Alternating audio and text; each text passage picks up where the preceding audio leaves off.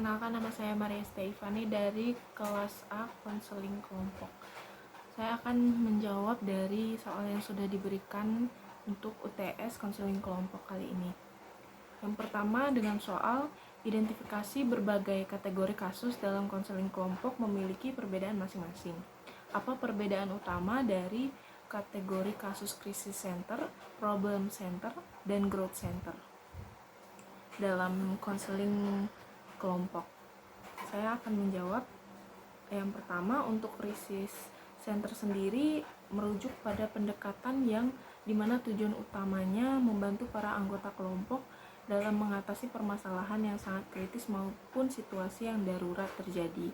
Pendekatan ini biasanya digunakan ketika anggota kelompok mengalami peristiwa yang traumatis. Mungkin contohnya bisa mahasiswa yang mengalami tawuran bersama sekolah lain. Itu termasuk dalam crisis center. Yang kedua ada problem center. Problem center sendiri berfokus pada pemahaman dan pemecahan masalah yang dihadapi anggota kelompok. Pendekatan ini sendiri itu berfokus pada masalah-masalah yang dihadapi oleh individu di dalam kelompok ini, seperti masalah pribadi, masalah sosial, atau masalah emosional.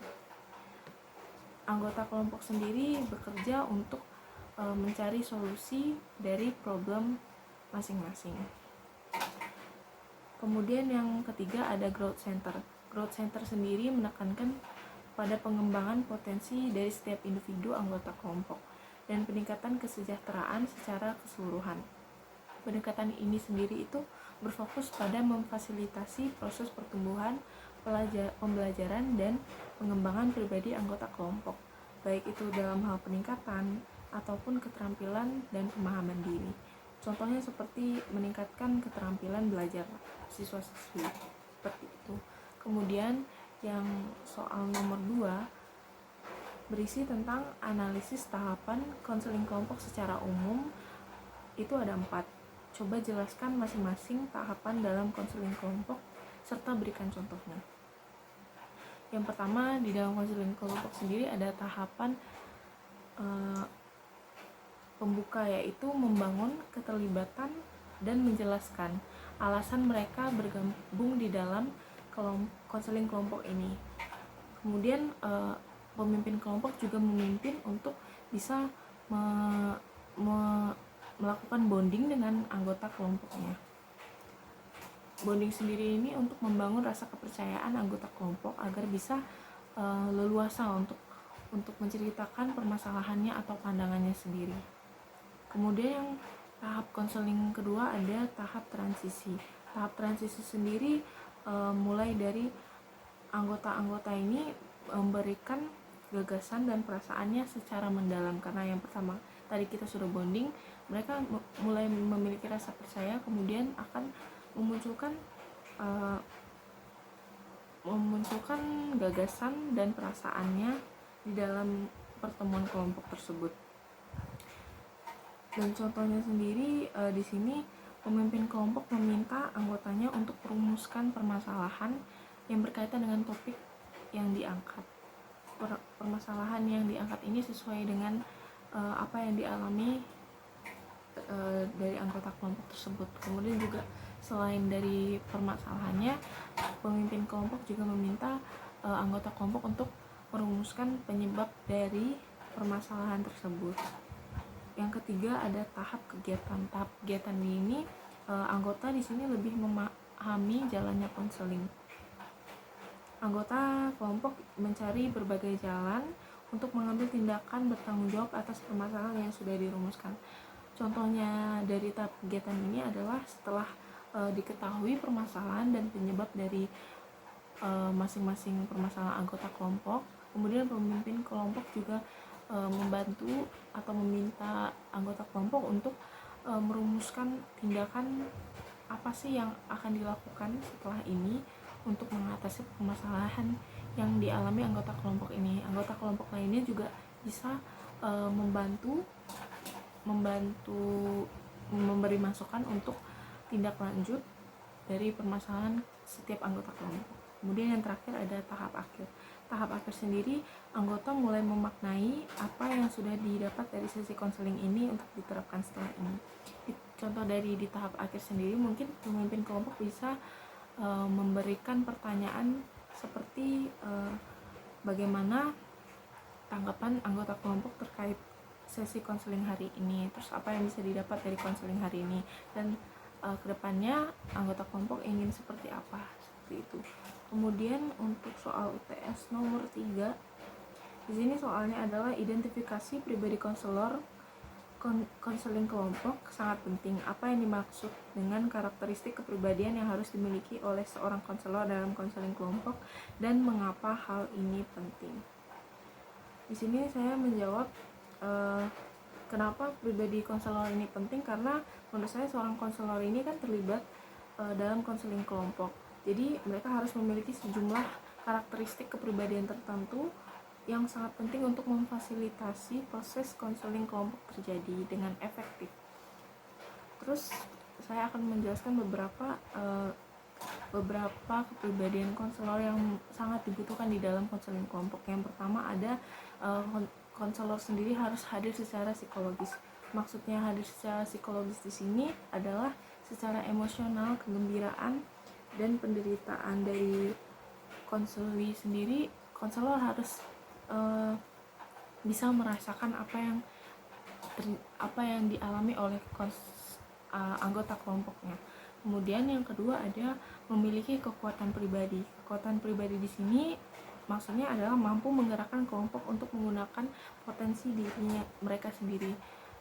Pemimpin kelompok juga harus bisa menggerakkan anggota-anggotanya untuk bisa mengungkapkan dirinya sendiri, seperti itu. Kemudian yang ketiga ada keberanian. Di sini konselor memiliki keberanian mengambil resiko dan menerima kesalahan. Yang keempat ada konfrontasi diri. Konfrontasi diri sendiri seringkali melibatkan proses refleksi yang mendalam, di mana seseorang mengeksplorasi pikiran, perasaan, dan motivasi mereka sendiri dengan jujur tanpa celah. Ini juga bisa melibatkan menerima umpan balik dari orang lain tentang perilaku dan sikap yang mungkin sulit untuk diterima. Kemudian selanjutnya ada kejujuran dan otentisitas.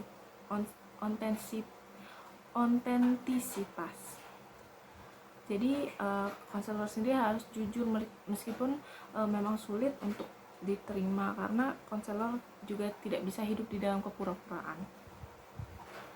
Terus yang selanjutnya ada rasa identitas. Rasa identitas sendiri, konselor harus memahami dirinya sendiri, apa sih konsep dirinya ini, terus kemudian baru bisa membantu orang lain untuk menemukan jati dirinya sendiri, seperti itu. Kemudian ada percaya pada proses yang berlangsung dalam kelompok.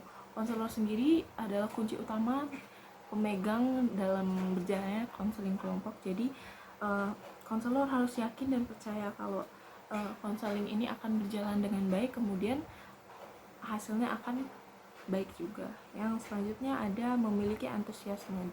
Konselor harus memiliki antusiasme untuk memimpin jalannya konseling kelompok, karena sebagai pemimpin kita harus menggerakkan apa yang bisa terjadi dengan kelompok ini, sehingga anggota lain juga merasa terajak oleh pemimpinnya atau konselornya. Kemudian yang terakhir ada kreativitas.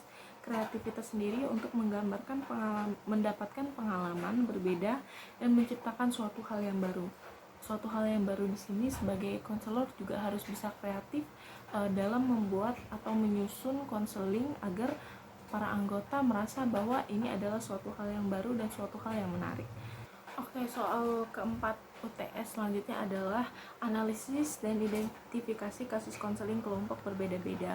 Bagaimana perbedaan pendekatan terapi realistis behavior REBT, DI atau IA dalam konseling kelompok, dan serta berikan contohnya. Yang pertama adalah terapi realistis. Terapi realistis sendiri adalah suatu teknik konseling yang sangat praktis dan relatif, berupa sebuah bantuan kepada konselor yang secara langsung dengan tujuan agar dia mampu untuk menghadapi realita di masa depan dengan penuh optimis. Konseling ini juga memiliki tujuan agar tercapainya individu dalam kemampuan untuk dapat memahami kondisinya sendiri, menerima dirinya sendiri, dan mengarahkan dirinya pada hal-hal yang baru dan merealisasikan dirinya sesuai dengan kemampuan yang dimilikinya.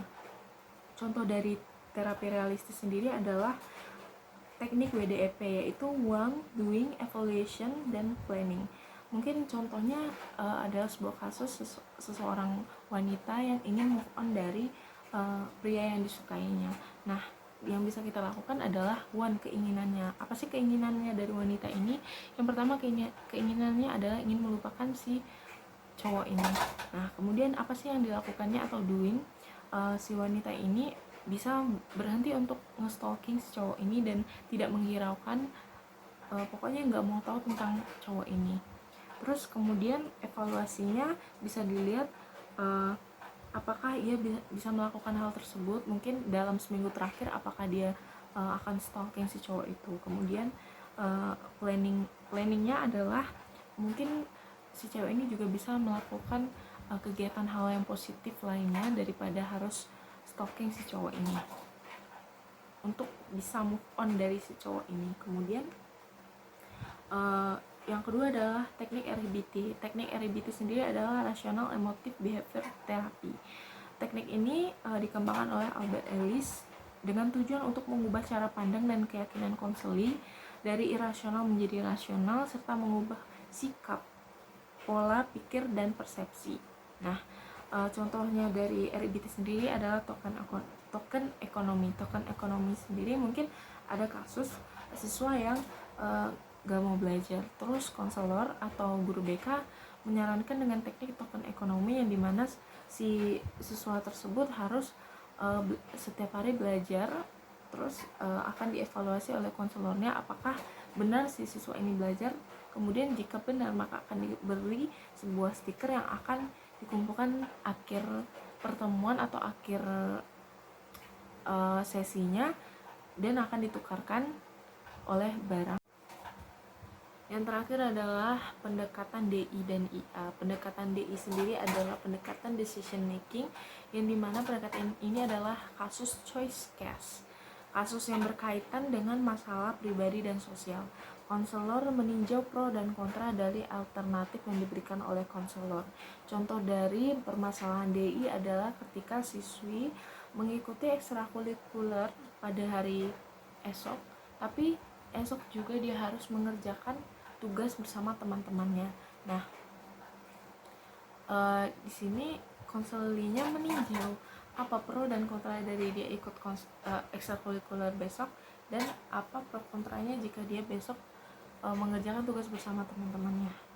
Kemudian ada pendekatan IA atau interview for adjustment. Pendekatan ini dimana konselor melayani suatu kasus yang penyelesaiannya menuntut perubahan sikap serta tindakan penyesuaian diri, situasi yang tidak dapat diubah dan harus diterima apa adanya. Contohnya adalah guru membentuk suatu kelompok belajar siswa-siswi yang dimana mereka tidak tahu karakter dari anak anggotanya sendiri. Nah, di sana juga siswa tersebut harus bisa menerima perbedaan dari teman-temannya yang mungkin ada yang malas atau ada yang memang kerjanya tidak bisa cepat, seperti itu.